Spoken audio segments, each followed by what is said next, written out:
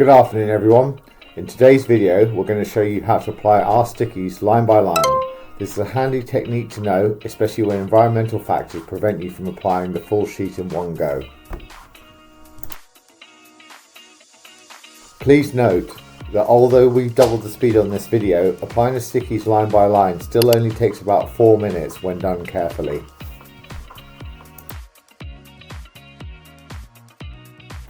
As you can see from the video, the stickies are still on the application tape as one piece. We're just placing them onto the keyboard one row at a time. It is important to use your fingers to gently press each line down first. You can then go over it with a squeegee afterwards.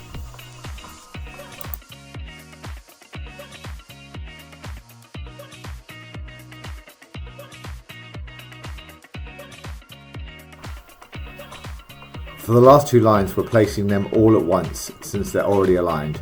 You can also use a squeegee here after you've lined up the rest of the keyboard sections with your fingers.